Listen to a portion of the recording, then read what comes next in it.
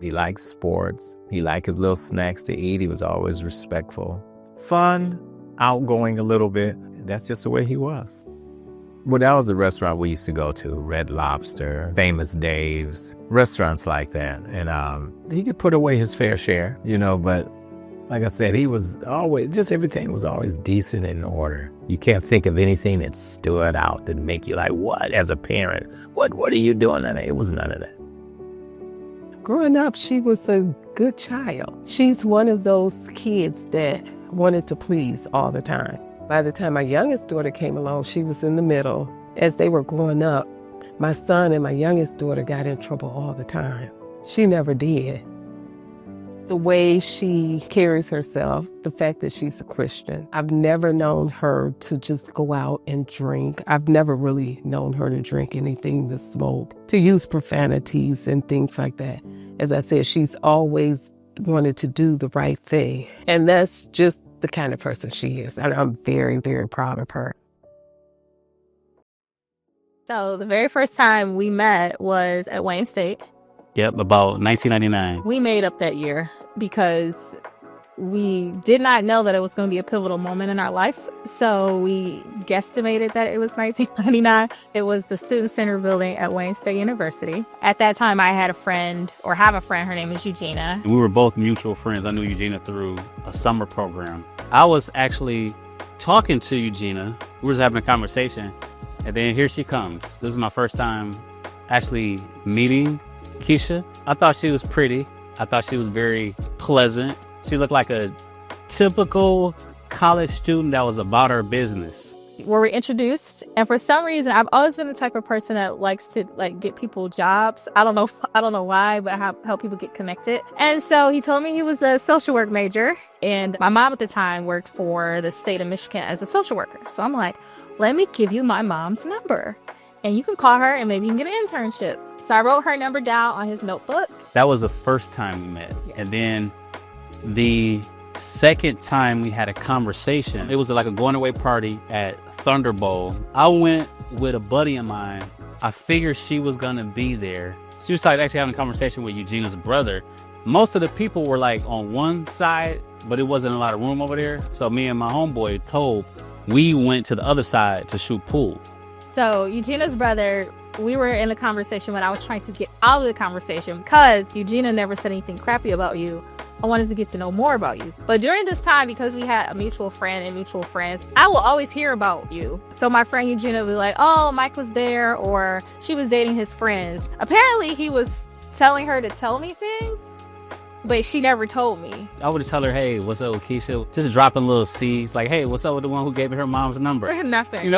So in our conversation, I don't know what was up with her brother, but he was like, why are you single? I said, well, I'm looking for a spiritual guy. And out of nowhere, he says, well, Mike's a spiritual guy. So that piqued a little bit more curiosity. So at this point, I'm like, I need to ditch her brother. Then I went to the jukebox because I believe that you have to make yourself available and that you have to be present. So I did put on Dangerously in Love by Beyonce on the jukebox. And I sat at the table.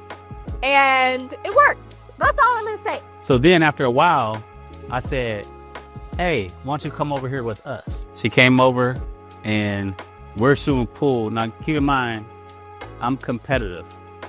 I'm interested, but at the same time, me and Tobe is shooting a game of pool. Like, we're in the middle of an intense pool game. So she says, hey, can I get one of your turns? I'm like, no, this is a competition going on right here. Red flag, actually. So party is over. I'm not sure where she went. She went somewhere, but she's gone all of a sudden. So as I'm going down the steps, here Keisha is having a conversation with some random dude. First of all, this random person, he just started a conversation, but I was walking away from him. And Eugenia, keep in mind, she knows that he's been inquiring. I don't. Right. So she turns to Mike and I hear her say, Keisha's cheating on me. And then the guy leaves. And I was like, okay, this is my shot. So after that, I come down the steps. By the time I'm down there, she's by herself again. And then I said, we should keep in touch. Just to fast forward a little bit, she gave me the number and I took down a wrong digit or something along those lines. But Mike is so confident that he did not think, oh, she gave me the wrong number. He thought, oh, this must be a mistake. Let me go to our mutual friend and get the right number. That's how much confidence we had. Yeah. So he didn't call me for like a week. And I'm like, oh, dang. Well, my brain is telling me that he's literally friends with all of the women at the bar from like high school, college. He knew all of them except for me. And so I'm like, oh, I'm one of his friends, right? So that's why he didn't call me, because I'm one of his friends. So finally, he got the right number because he stalked me a little bit and called me and left a voicemail kind of thing. Yeah. And back then, if you get a phone call, you got to check your voicemail at home, Right. drive home, because you don't have a cell phone, and call back. This was 2002. So Right. And that's how we met. that was our second encounter. Right. It was definitely refreshing and lively. And for me, it felt like something totally new, almost something I couldn't even explain. But we had good times, like just conversing. So like our first date, which is my all-time favorite restaurant, is Red Lobster. It's like, it just is what it is. Yeah. We went there. It was interesting because I had a bad cough that day. Like the cough was just out of control, and she was joking on me throughout the coughing. I talk more when I'm nervous. Words just happen, right? Very easily. He showed up on time for that date, and I tell people that was the only time he ever showed up on time. After that, he was late every day. I was really impressed by that, though. Throughout our whole dating experience, again, with conversing and that sort of thing, learning about each other, sharing about each other, that sort of thing, we listened to a lot of music. Actually, at that point, it wasn't even a lot of TV. And we just spent a lot of time just having fun, getting to know one another. And it was a real exciting time. So it was like, well, let's drive around Belle Isle. And at the time, we lived downtown Detroit. So it was like right there. And he serenaded Rome, I Belong to You. I guess it was playing on the radio. He sang it full voice. Then after we rode around Belle Isle, I realized that he probably wasn't a serial killer. So I let him come back. We used to spend a lot of time at the time, it was my place. And I did not have cable. Fun fact, it was a 50-inch big screen, big back TV with no cable on it. Okay. Right. So it was, balanced. So we didn't actually have anything to watch, but that was fine because we would like light candles and play music and just talk for hours. And that was how we probably spent the first 6 months until you decided to get cable. So one day we were listening to music, lights were off, candles lit, and we were just talking. And I kept hearing in my spirit that he was going to marry me. And so his eyes were closed at the moment. And I was thinking, you're going to marry me. You're going to marry me. And I'm like, I'm just going to say it out loud. And we were probably dating for a month at this time. And I told him he's going to marry me. And he did not freak out. I didn't. It was surprising to hear, but it also came with like a sense of calm and peace and being at ease and also comfort. So. Mm-hmm. Yeah, and then we started looking at rings like 2 or 3 months after that as a joke. Everything with this is a joke. That was our dating experience. So Everyday Sweeter is something that we say, we hashtag, we brand things that way. On our first date, I wrote Mike a poem because it was like 3 days before Christmas or 2 days before Christmas. So I wrote Mike a poem, and I was very nervous about giving him the poem because it was our first date. And I'm like, okay, well, listen, I'm going to give him everything I got, and we're going to see what happens, right? He realized that I liked writing poems, and so I wrote a poem after our first date because it was such a great date. And in that poem, I made a comment about, you're my everyday sweeter than the day before. And so since that moment, which was after our first date, a poem that was created, we've been saying, you're my everyday sweeter, every day is sweeter. My wedding band is actually engraved everyday sweeter. It just, every day sweeter than the day before. So that was kind of been our overall theme of our relationship. It speaks to, regardless of the moment, the high times, the challenging times, which all of those things come with marriage, every day sweeter than the day before. Either you've been going through a tough time, you can get through it, every day still sweeter. And we also flipped it into a song. Oh, wow. And she's going to sing the song for us. Because every day is sweeter now with you. Sing with me. Every day is sweeter thinking of you. Yummers. Looking back. No. Forgot to. It was a whole. It was our little thing we had. We got one day we'll probably take that and flip it into a song. So yeah, but that's Everyday Sweeter. Yeah. I forgot to mention that the day before we met at the bowling alley, Mike lost his job. So having to tell me that he was unemployed, I had peace with it. So he used to make jokes like, I can't ask you to marry me because I need a job. No, he had to prioritize things. Yep. So Mike received a job offer, and before he started the job, he knew that he was getting ready to propose, and we kind of had conversations about it. But I told him as a side note, when you ask, I'll say yes or something like that. And then he was like, well, will you? And I was like, yes. And then we're like, so are we engaged? I guess so. We were sort of talking about it. So we were on the same page, and it was just it literally just came up organically in a conversation. Very organic. And the rest is history. Yeah. And then we decided to bring our parents over to our place at the time, and we told them, and they cheered and they were happy. We were super nervous though. I don't know why I thought that was weird. We never experienced it before. Just how to tell them this, what would they think, this, that, and the other. But everyone, family included, was super supportive of it. So we went on with it, and 20 years later, we're still here. Yeah. So it was interesting because I would tell people we were engaged, but I didn't have a ring because it was so organic. That's a lot of confidence, too. Yeah. Because people were like, oh my gosh, show me the ring. Oh, I don't have a ring. Don't have a ring. So he ended up buying a ring, and then you tried to make me think that you didn't actually buy it, but you had it. One day he lit candles and he asked me to marry me and said a bunch of nice stuff, and he actually was on one knee at that point. It's we were already wedding planning. I had a dress. It's hey, look what I got. It was already moving because he didn't have a job, so he had to get the job and then buy a ring. Right. It was his first priority apparently. Yep. So yeah, that was great. So we got married about 9 months after the proposal. It was a fun and a unique experience because we were putting on this. First, we were getting married, of course, but at the same time, you're putting on this huge event that we had never planned before. We definitely figure out what works for us. We were bought in, but we were not about to lose any money. We were not about to go in debt. We were about to do this how we wanted to do it, have family and friends there like we wanted them to. And the rest was history. You did, of course, a lot of the work with the planning and setting up and that sort of thing. Yeah. That was a lot of stress.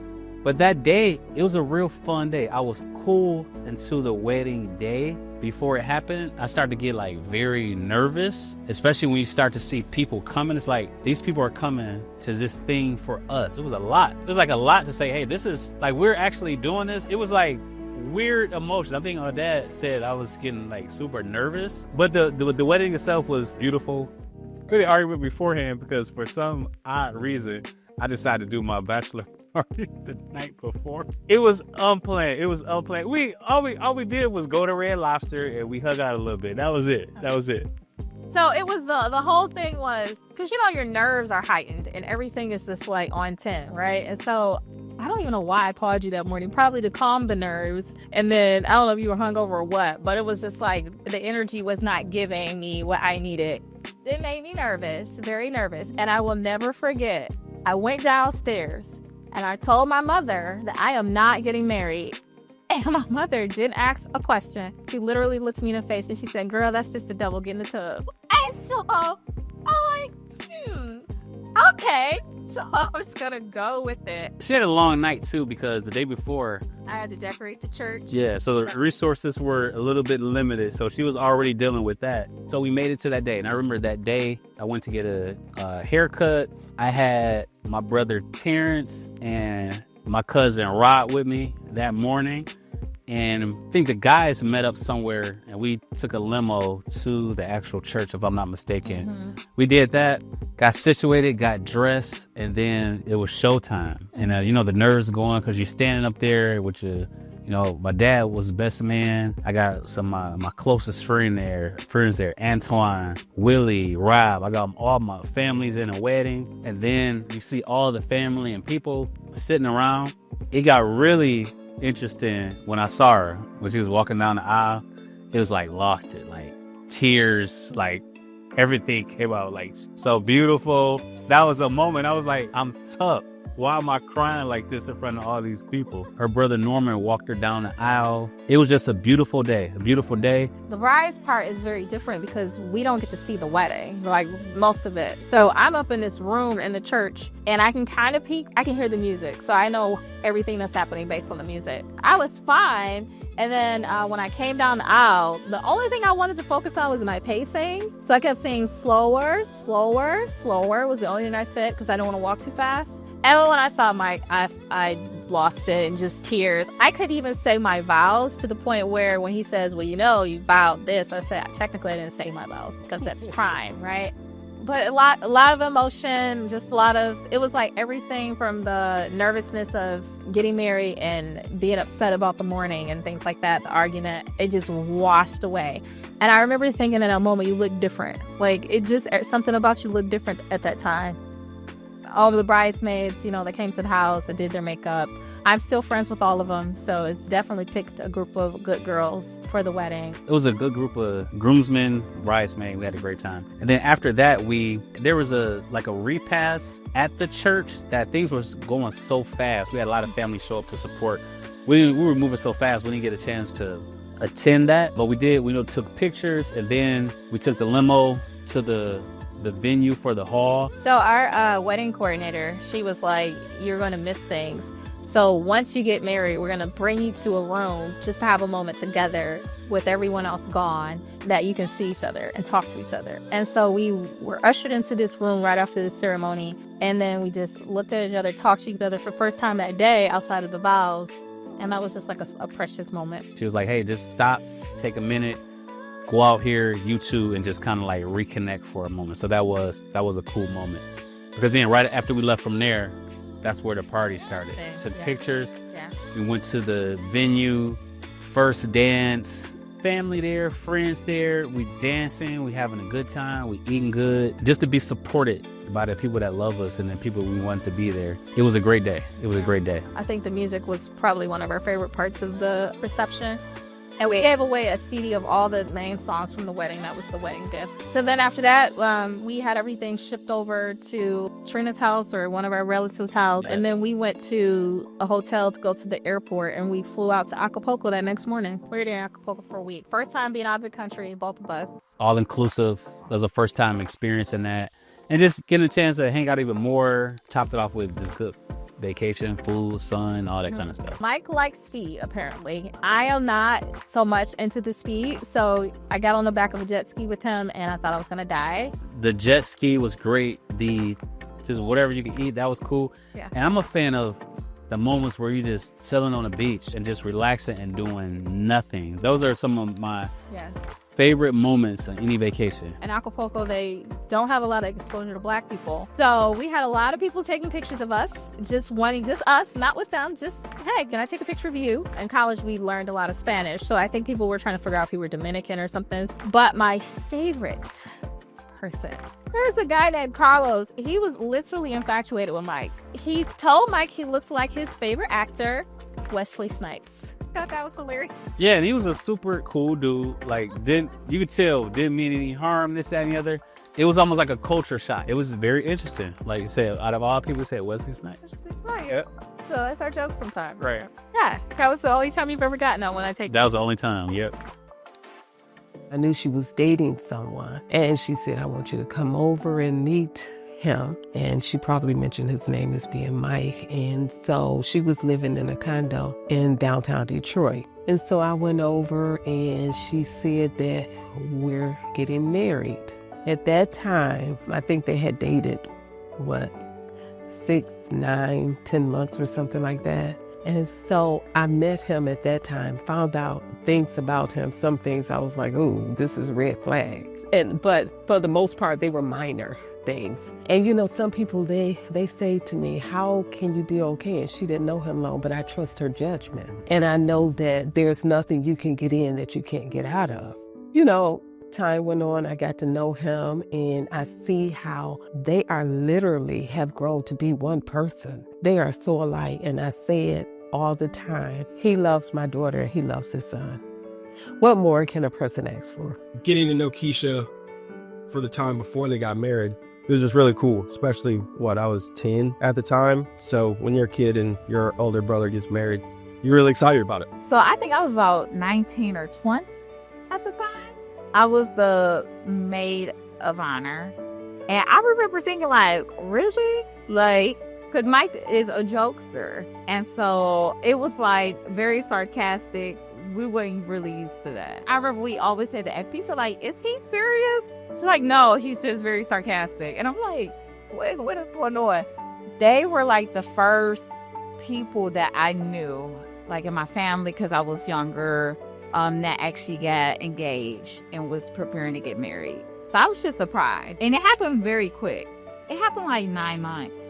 They really fit each other. You know, they're basically creative. They're very creative. You know, that's one thing that I admire about them, that they both have creative minds. So they complement each other. They're perfect for each other. Because I look at them individually, and I'm like, only Mike can handle you, Keisha. And then I look at Mike, I'm like, yep, only Keisha can handle you. So they like are perfect for each other. Team vibes. From a professional standpoint, they have their goals written out. They know where they want to be. And to that point, they push each other to kind of accomplish those goals as well. I was sort of surprised when they told me they had been married 20 years. I was surprised at 20 years. And then I'm thinking about how little Mike is. And I said, wait a minute, God, that was a while ago. Well, I believe it takes two to make things go right. It takes love. You know, marriage is hard work, and they have put in the effort, the time, and I know that they'll make it for sure for another 20, 40, 60 years. So congratulations. Something told me to take a test, so I decided to take the test on some random day. I used to wake Mike up to go running at the park near us. So I was waking him up that morning, and he thought I was trying to make him get up to go jogging. So I'm like, Mike, wake up, leave me alone, wake up, I'm pregnant. No, you're not, you just want me to go jogging with you. So then I showed him the pregnancy test. It took like 4 or 5 more We had to get a couple more. just to make sure that we were actually expecting. But we were married at that point about 1.5 years.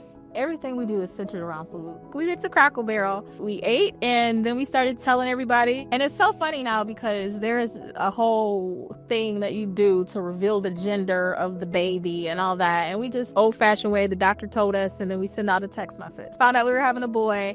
And it's funny because we had a girl name in mind, Eris. Eris was going to be the name of the girl. When we found out we were having a boy, I'm like, oh, well, what can we name him? And Mike was like, what do you mean? His name will be Mike. Which is funny because MJ likes being a junior. He mentioned that. Before he was born, we had Lamaze class, and, you know, we went through the classes and all that good stuff. And being pregnant was tough. I was sick a lot. But finally, the due date comes, and the due date passes, and he was 3 days overdue, and I thought I was going to jump out of a window. I remember you got me up early. Yes. We went to the hospital. And we got there, and things just started to... No, it didn't go too fast because it took a while to get going for, like, the dilation and all that kind of stuff. When you are expecting to have a child, they will not let you eat food. And we had been there for several hours.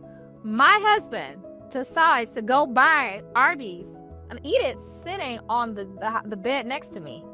I had to be nourished to support. And that's how we lasted 20 years. Okay, anywho. But fast forward to all of that. They checked to see how far we were and all that, and they tried to induce the labor, and then that wasn't happening. So at this point, it's like 14, 15 hours there, and then out of nowhere, the doctors, the nurses, they all run into the room, and they throw him this hospital scrub get-up. Right. And they throw it to him and they're like, the baby's heart rate is dropping. You're having an emergency C-section right now. I'm a planner. We went through Lamaze. I had a bag packed. Everything was going to be natural. And they tell me I have to have a C-section. I was like, wait a minute. I had to process it for like half a second. And then I was like, okay, let's do it. So we did the C-section. He was healthy and all that. When we first saw him, Mike thinks that I asked whether or not he looks like me was my first question. No, she did. That was the first thing she asked after that. After that entire experience, everything, her first words is, does he look like me? I remember saying that. But we do have a really great picture of our first look at him, which I'm glad we were able to get that captured. I don't know who took the picture, if it was the nurse or the doctor. Probably so, yeah. But I remember he was very obsessed with his hands and he wanted to suck his hands. He was healthy. And I remember the craziest part was trying to figure out how to put him in clothes because he was so small and he was so wiggly. We had to learn all of that. And it was through trial and error, just like figuring out what to do, having this responsibility that we have to do, we have to take care of him. Mm-hmm. But we made it.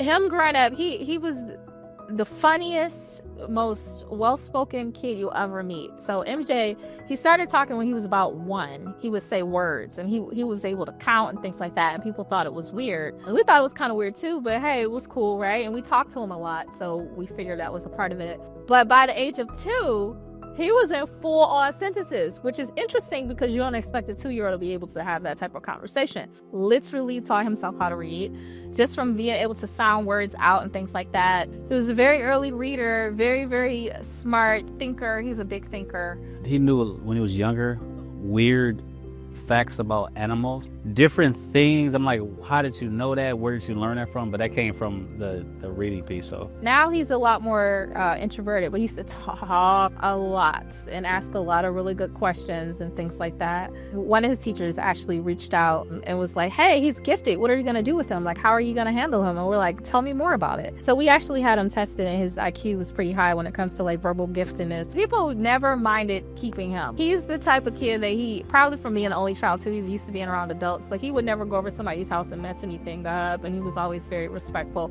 I would say the funnest thing that we did with him was watching him play basketball competitively in middle school and on the league he was on. I ate that up. That was fun just seeing him play and rooting for his team and things like that. So yeah, something interesting about him, he traveled Europe in his junior year, before his junior year of high school. With the class trip because he's studying German. He goes to the prestigious International Academy of Macomb, just the second highest ranked public school in the state. And so they took them to Europe. What was it like for you when he was there? I was a nervous wreck. I was just glad he was having the experience. At the time of this, he'll almost be 18, so you want him to have experiences to different cultures, different way of life and that sort of things. I was totally fine with it because I think it's some of the best life lessons is that you just experience different things. So I don't get as concerned about things like that. Win some things, make some mistakes, learn from them, keep going. Yeah, so we had the opportunity to send him to Europe, and then recently he went to a leadership academy camp for a week. He was able to travel there on his own, so he has more stamps on his passport than I do. We've not been to Europe, so we are pretty competitive, so we do play games from here to there. So I grew up playing a game called 500. 500 is a card game where basically you place down cards and you pull cards and you try to make suits. Yeah, we used to play it quite often. I taught it to them because I know the game and been playing it since I was like 9 years old.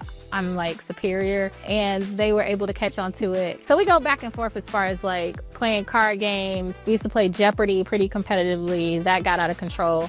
Me and Mike, we do basketball shootouts. He doesn't play me one-on-one anymore, obviously. But when he did play me, he was playing against a kid. And so all he's doing is post up, bucket, bucket, bucket. And I was still competitive with him then. So there's a reason he doesn't play now. And he only wants to do like shootouts or whatever. He's great at, towels, water, heat seating, all that stuff. Like that's your guy. Call him up. He's there for you. He has the best effort. It might not transfer into wins, but if you're talking about like something that's desire to win, He stopped playing Jeopardy because I kept winning, and I was probably maybe 7 years old and I started beating him. But that's why we don't play him. I'm the better player at 500. I don't think they can. I haven't even showed you how to play the whole game yet. Getting Sweet Pea was a pretty big moment for your 8th birthday. I think they surprised me with it, and I've been asked for a dog for a while, so that was a really nice surprise. Initially, we saw 2 other dogs on the news. So foolishly, we thought we were going to go up there and be the only people interested in those 2 dogs, and they were not there. And then we saw a dog named Harold. You didn't like him very much. yeah, that dog was just like too aggressive and active and jumping all around, and I didn't want that. We were about to leave, and then I think I looked back and I saw Sweet Pea, and it was like, what about Sweet Pea? So that was a pretty big moment. She's been with us now for 10 years, and she is like a part of the family, which is why she's on camera right now. The family vacations are always a good time. Just creating those new experiences. That's fun. When he got into his high school, that was a fun time for us. I came in with a family, like, we just enjoy feasting. That's the time you get to talk, laugh, joke, and that sort of things.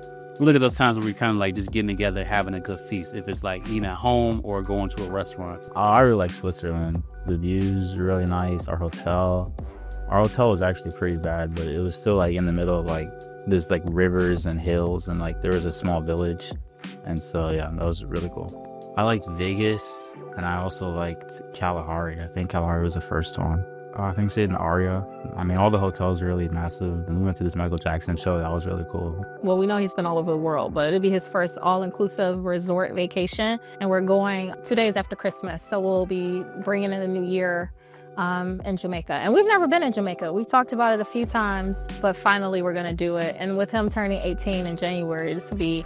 We'll probably still take family vacations, but they might look a little different, you know, depending on where he goes for school and what he decides to do, that kind of thing. Yeah, this will be possibly the last one before he graduates, unless we sneak something in early next year. And we got to board the dog. That's a whole... She gets a vacation too. A very expensive cabin.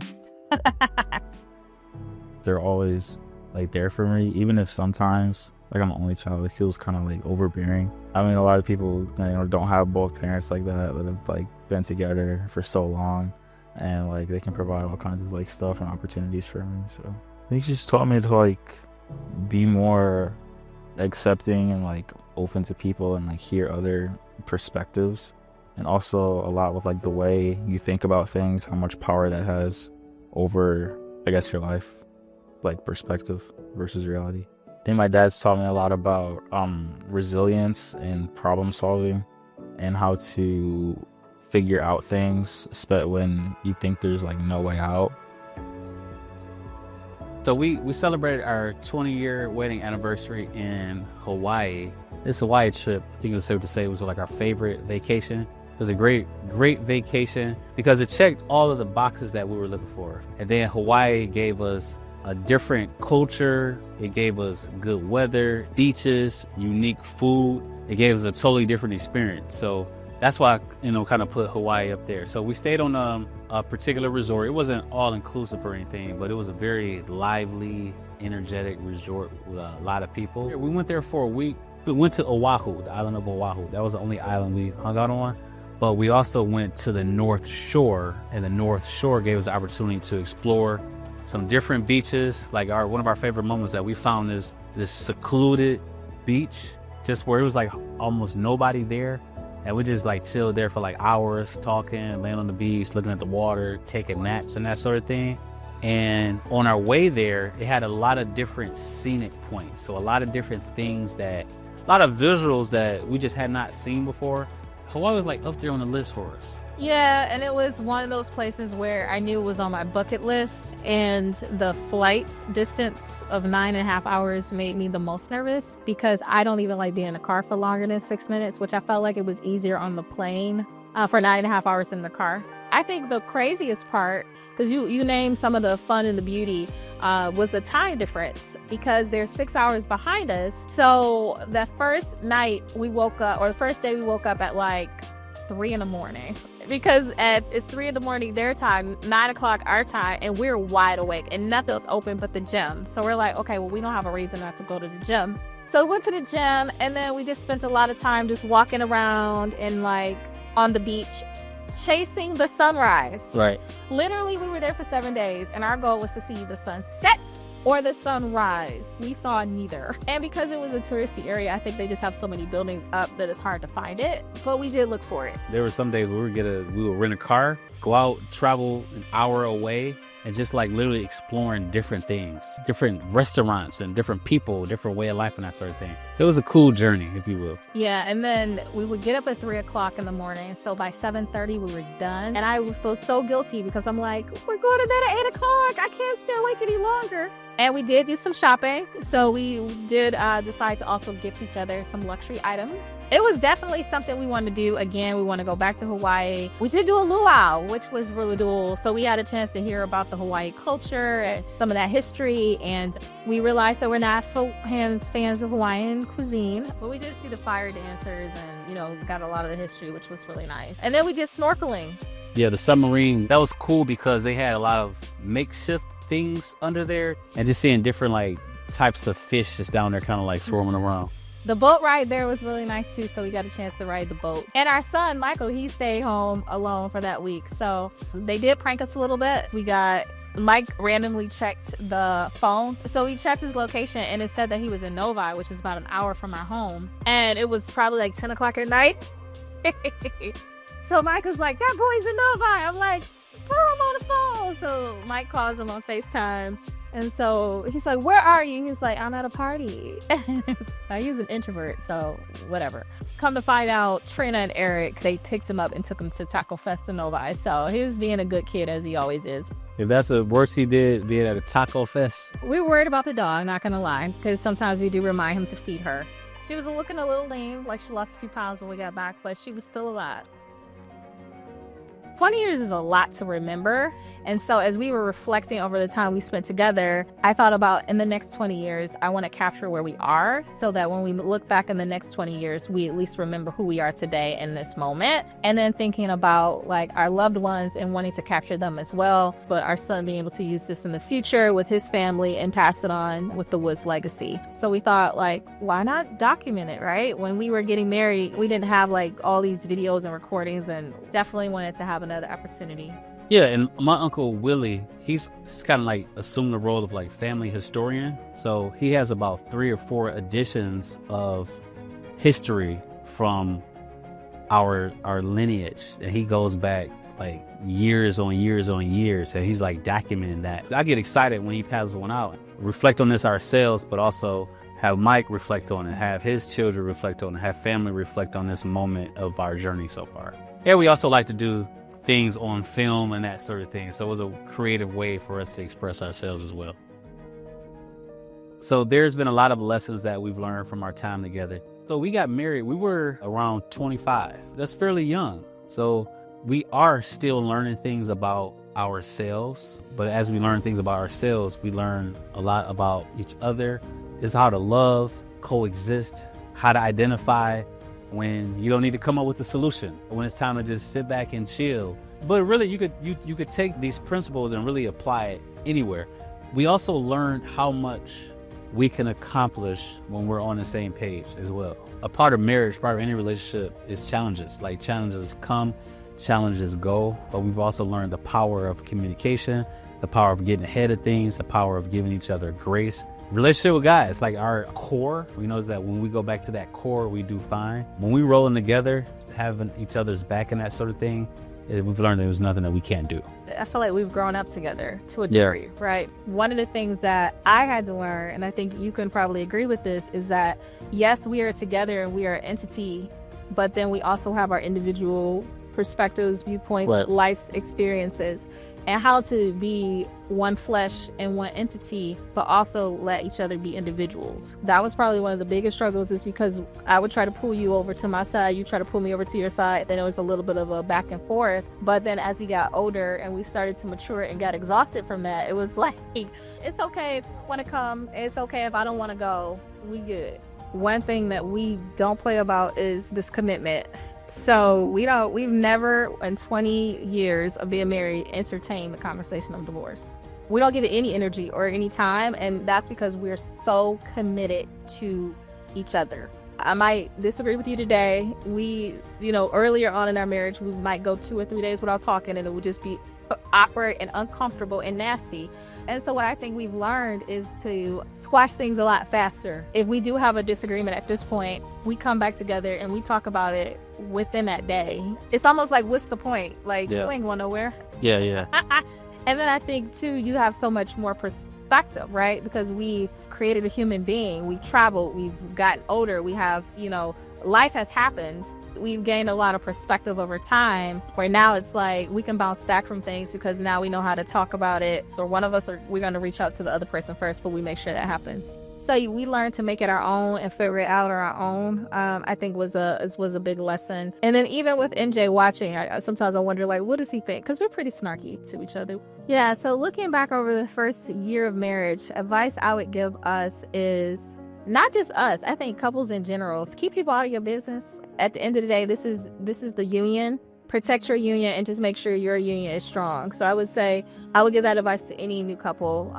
Be present, and as a husband is ensure the union is prioritized. I still like learn about marriage now. Like I would listen to podcasts, do reading. It's always something to learn how it could be better, if you will.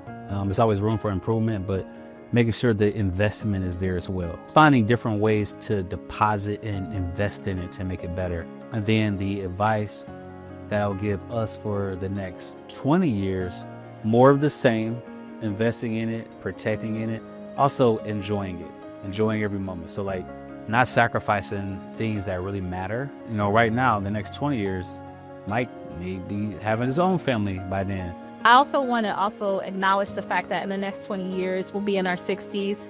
And that comes with whatever challenge that may come with that, right? So just keeping in mind that, you know, we are just constantly here for supporting each other, to uplift each other, to help each other, no matter what the next 20 years brings us. Our vows, they say sickness and health, death do us part, richer for poor. It outlines a lot of those things. And we've seen some of those things. But as we get older, there are going to be new challenges that arise. And for us to keep God first and just remain faithful to Him and to each other, I think that's going to help us in the next 20 years. Well, we don't know what's in store, but Right. we trust and believe by faith that Every day sweeter. every day sphere. With him, it was like already different. I knew he was going to be it. So our conversation about getting married was that organic, will you marry me? Sure.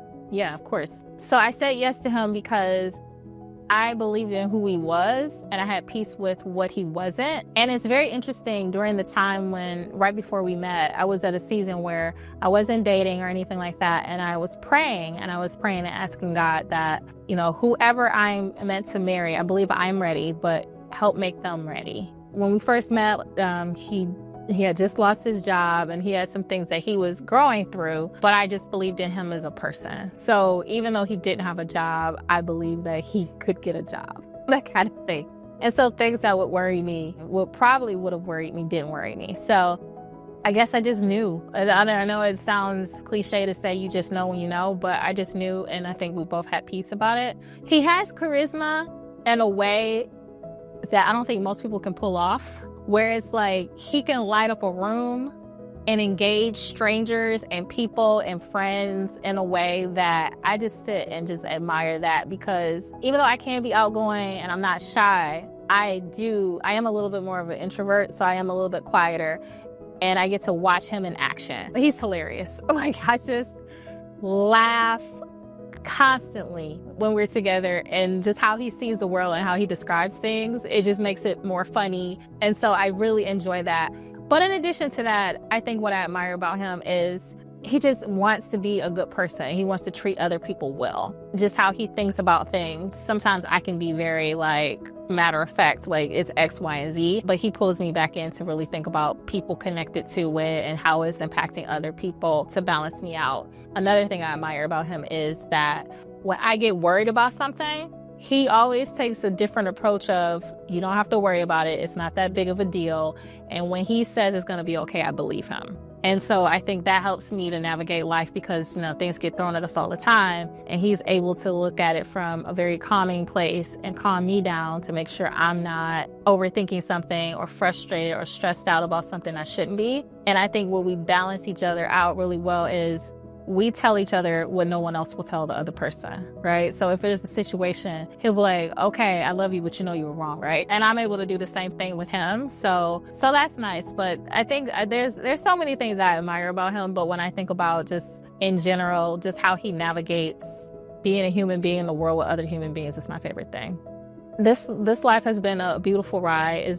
It's more than I could have ever dreamed of. I think growing up in my world, not necessarily seeing the life that God helped me to create and seeing how it all played out, I'm just very blessed and proud of, you know, all the things that I've been able to see, do, and accomplish. And I literally could not imagine my life with anyone else besides Mike. And so I'm grateful for the opportunity to even record this, to reflect on 20 years, and I'm really excited about the future. So when we first met, it was an indescribable feeling, where I did know there's a lot of stuff in my life at that time I didn't know, but I did know that I wanted to continue on with a relationship with her. I wanted to strengthen a relationship with her. I wanted to grow with her. And then it just developed into this relationship that I want to let go of.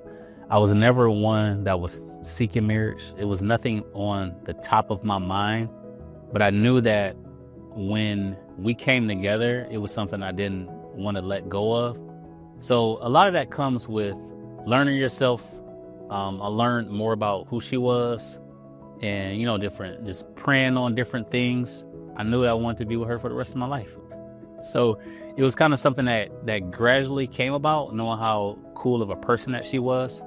And over time, that's what I was saying, when we first got engaged, it was like that will you, it just happened organically and naturally. So it was something that we built up over time with learning how I was around her, how she was around me, how we were together, and then we just committed to it. When we first met, that first time I got a chance to talk to her very briefly at Wayne State.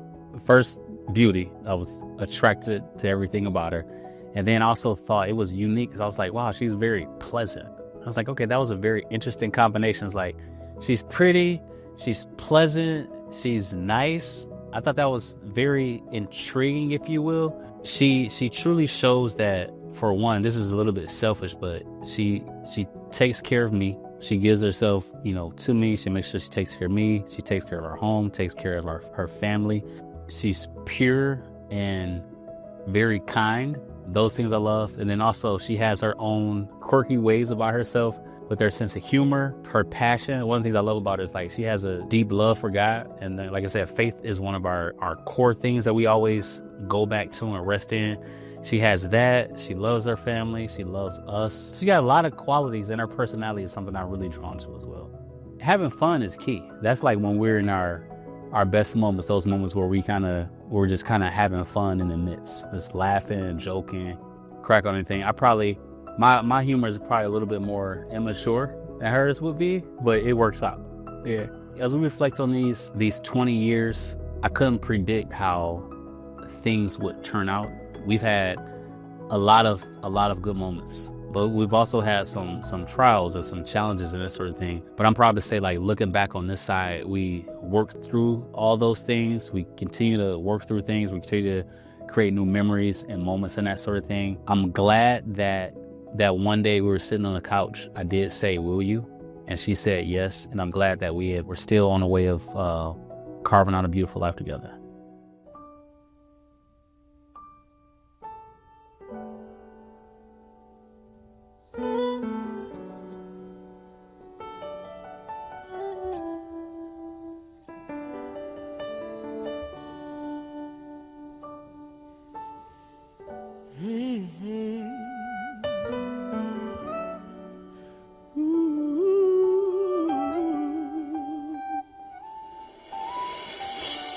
Baby, since the day you came into my life, you made me realize that we were born to fly.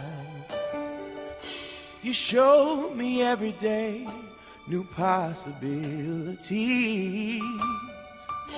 You proved my fantasies of love could really be. Let's go to a place only lovers go, to a spot that we've never known, to the top of the clouds we're floating away. Ooh, this feels so crazy. Oh, this love is blazing. Baby, we're so high, walking on cloud nine. So high,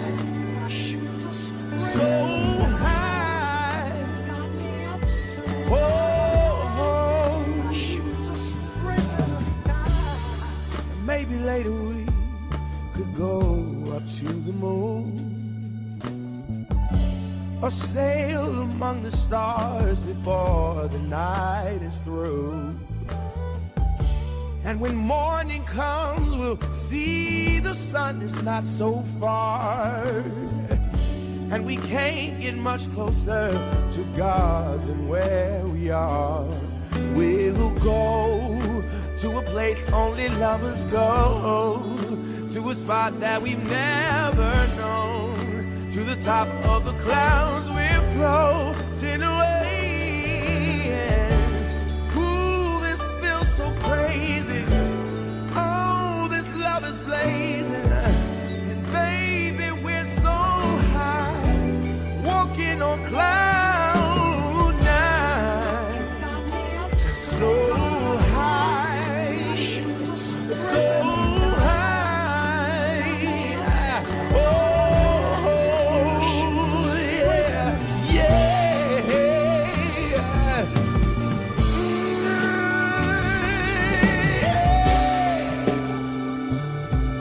yeah. This is how love's supposed to be. Yeah. This is how love's supposed to be. Yeah. Let's go to the moon, baby. Ooh. Let's go to the moon, baby. Yeah. Let's go.